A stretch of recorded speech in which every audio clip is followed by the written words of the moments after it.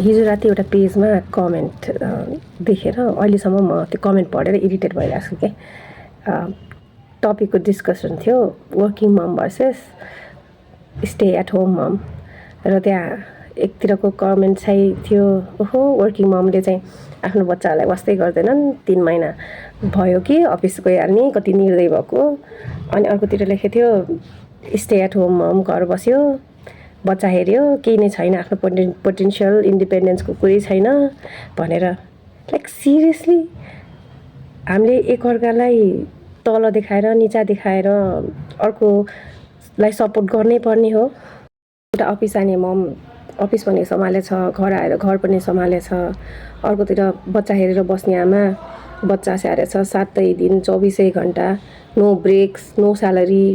जस पनि पाउँदैन दुवै मम एक्जस्टेड छन् बोथ आर ट्राइङ तर यो कम्पिटिसन चाहिँ किन कि त भन्दा म बेटर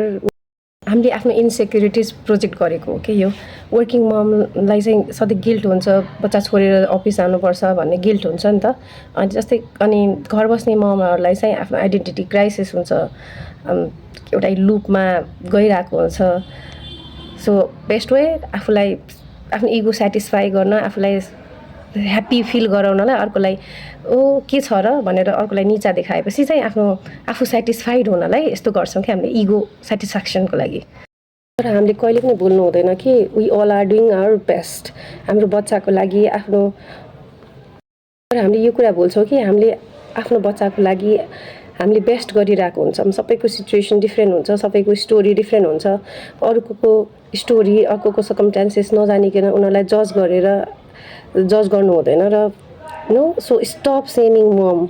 कि एउटा मम भइसकेपछि आमा भइसकेपछि अर्को आमालाई निचा देखाउनै पर्छ भन्ने हुँदैन we can coexist we all are doing our best mummy भइसकेपछि गिल्ट रहिरहन्छ so whether you work or you stay at home त्यही भएर एकअर्कालाई सपोर्ट गरौँ एकअर्काको कुरा बुझ्दैौँ